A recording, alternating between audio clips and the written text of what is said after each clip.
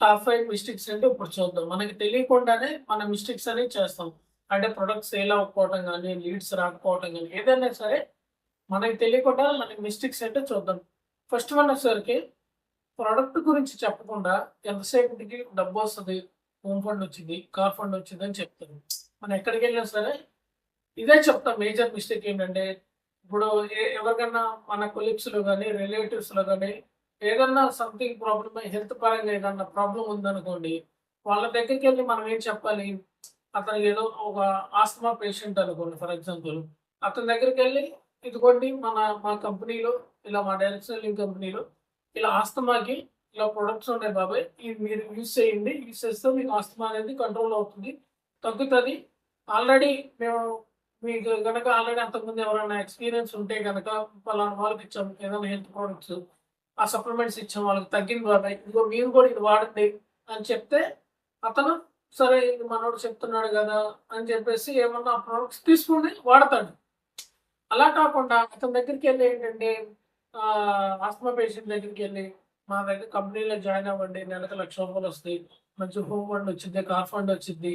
ఇక మీకు అన్నీ ఇన్‌కమే వస్తది. సాలరీ వచ్చేస్తదని చెప్తే అతనేమనుకుంటాడు, ఇదేంట్రా బాబు నా బాధగా నేను చేస్తుంటే మళ్ళీ వీడొచ్చి ఈ ప్రొడక్ట్‌లు అంటున్నాడు. ఇదేంటి డబ్బులొస్తాయంట అని చెప్పేసి అనుకుంటాడు. అక్కడ ఏమవుతుంది మనకి తెలియకుండానే నెగెటివ్ అయిపోతున్నాం.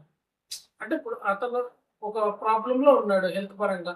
ఆ ప్రాబ్లమ్ సొల్యూషన్ చూపించామనుకోండి, ఆటోమేటిక్‌గా ఇక అతను మనక బిజినెస్‌లో జాయిన్ అవుతాడు. ఆ ప్రొడక్ట్ వాడాక తగ్గిందనుకోండి, తర్వాత మనకి బిజినెస్ లీడ్ అవుతాడు.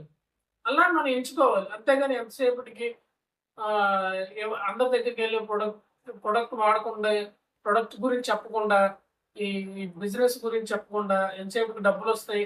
కార్ ఫండ్, హోమ్ ఫండ్ అని చెప్తే అక్కడ మనం బిగ్ మిస్టేక్ చేస్తున్నట్టే. నెక్స్ట్ వచ్చేసరికి ఇన్‌స్టంట్ మనీ ఎక్స్‌పెక్ట్ చేయడం అన్నమాట మనం. అంటే ఇన్‌స్టంట్ మనీ అంటే నైట్‌కి నైటే మనకి లక్షలొచ్చేస్తాయి, కోట్లొచ్చేస్తాయి. మనకింకా దేనితో పని లేదని ఓవర్ కాన్ఫిడెన్స్‌తో ఉండిపోతాం. కానీ రియాలిటీ ఏంటంటే, ఏ డైరెక్ట్ సెల్లింగ్ బిజినెస్ అయినా సరే హార్డ్ వర్క్ మీద, కన్సిస్టెన్సీ మీద బేస్ అయి ఉంటది. అంతేగాని ఏ వర్క్ చేయకుండా, ఏమి చేయకుండా లక్షలొస్తాయి, సాలరీ వచ్చేస్తదని అని మనం అనుకుంటాం. అది సెకండ్ మిస్టేక్ అన్నమాట. థర్డ్ వన్ వచ్చేసరికి ఏంటంటే కన్సిస్టెన్సీ లేకపోవటం. కన్సిస్టెన్సీ అంటే ఇప్పుడు ఫర్ ఎగ్జాంపుల్ ఒక 1 వీక్ అందరికి మనకి ప్రొడక్ట్ గురించి గానీ, బిజినెస్ గురించి గానీ చెప్తాము. ఒక 1 వీక్ గనుక లీడ్స్ ఏమి రాలేదనుకోండి, మేము ఇంత కష్టపడుతున్నా లీడ్స్ రావట్లేదు అని చెప్పేసి మళ్ళీ ఇంకో 20 డేస్ గానీ, ఒక 10 డేస్ గానీ మళ్ళీ వదిలేస్తాం. మళ్ళీ ఎప్పుడన్నా గుర్తుకొచ్చినప్పుడు మళ్ళీ మొదలు పెడతాం. అంటే ఒక కంటిన్యూ అనేది లేదు. కన్సిస్టెంట్ లేకుండా ఉంటే గనక సక్సెస్ అనేది రాదు. నెక్స్ట్ వన్ వచ్చేసరికి లెర్నింగ్ అనమాట. లెర్నింగ్ అనేది మధ్యలో స్టాప్ చేస్తారు. అంటే ఎలా అంటే లెర్నింగ్ అంటే అసలు ప్రొడక్ట్ నాలెడ్జ్ ఏంటి? ఆ బిజినెస్ ప్లాన్ షో ఏంటి? దీంట్లో ఎలా సక్సెస్ అవుతాము? ఏంటి? అప్లైనర్‌తో ఉంటున్నామా లేదా?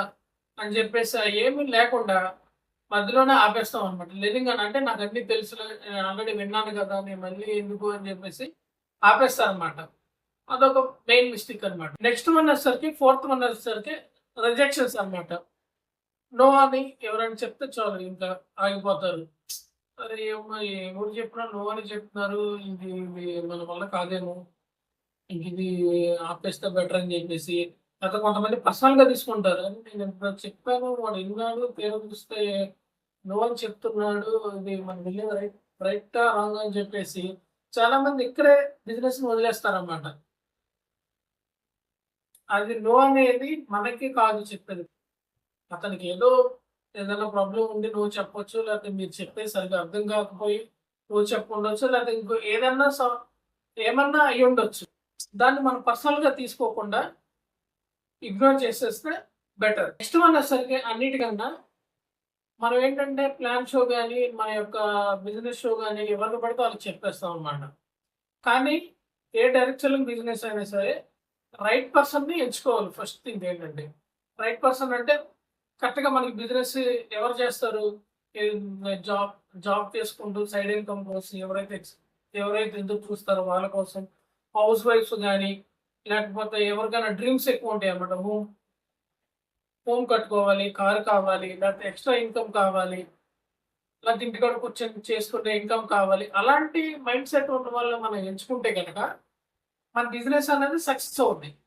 మనం అలా కాకుండా ఎవరికి అందరికి చెప్పేస్తాం. దారిన పోయే వాళ్ళందరికీ వాట్సాప్‌లో అందరికి లింకులు పెట్టేస్తాం. అందరికి గ్రూప్ మీటింగ్‌లు పెట్టేస్తాం. అందరికి పెట్టేస్తాం. దానివల్ల ఏమవుతుందంటే మన ఫ్రెండ్స్‌లో గాని, రిలేటివ్స్‌లో గాని మనమంటే ఒక భయమేసేస్తది. అబ్బా! ఈడొచ్చేసాడురా బాబు అని చెప్పేసి. అలా కాకుండా అందరికీ కాదు. డైరెక్షనింగ్ అనేది అందరికీ సెట్ అవ్వదు. ఓన్లీ ఇందులో ఎక్స్‌ట్రా ఇన్‌కమ్ సంపాదించాలి. మన పాసివ్ ఇన్‌కమ్ కావాలి. లైఫ్ సెటిల్ అవ్వాలి. ఒక 2, 3 ఇయర్స్ చేసి కష్టపడి లైఫ్ లాంగ్ పాసివ్ ఇన్‌కమ్‌తో ఎంజాయ్ చేయాలి. అనుకున్న అలాంటి మైండ్ సెట్ ఉన్న వాళ్ళకే ఇది సెట్ అవుతుందే తప్ప అందరికి సెట్ కాదు. ఇది ఫ్రెండ్స్ నేను చెప్పాలనుకుంది. ఈ 5 మిస్టేక్స్ గనక మీలో కూడా చేసుంటే, మీ టీమ్‌లో గనుక చేసుంటే మీరు నాకు కామెంట్ చేయండి. ఇంకా మీరు ఇంకేమేమి మిస్టేక్ చేసుంటారో మీకు తెలిసుంటది కదా! అవి కూడా కామెంట్ చేయండి. అండ్ నేను చెప్పింది ఎలా ఉందో, నేను చెప్పింది మీ అందరికి అర్థమైందని నేను అనుకుంటున్నాను. మీరు ఇంకా మీరు ఫేస్ చేసిన మిస్టేక్స్ ఏమైనా ఉంటే కామెంట్ చేయండి. అండ్ అలాగే వీడియో గనక నచ్చితే లైక్ చేయండి, షేర్ చేయండి, కామెంట్ చేయండి. అలాగే మీరు కూడా నాలాగే ఒక మంచి డైరెక్షన్‌లో జాయిన్ అవ్వాలి. జాబ్ చేసుకుంటూ పార్ట్ టైమ్ ఇన్‌కమ్ లాగా సంపాదించుకోవాలి. పాసివ్ ఇన్‌కమ్ కావాలి. కష్టం హార్డ్ కన్సిస్టెంట్‌గా చేయగలుగుతాను అనుకుంటే గనక నా నంబర్ వాట్సాప్ నా నంబర్ డిస్క్రిప్షన్‌లో నంబర్ ఇస్తాను. నాకు కాల్ చేయండి, మెసేజ్ చేయండి. ఇంకెవరైనా వీడియో చూస్తున్న వాళ్ళు లైక్ చేయండి, షేర్ చేయండి. అన్నిటికన్నా సబ్స్క్రైబ్ చేయండి.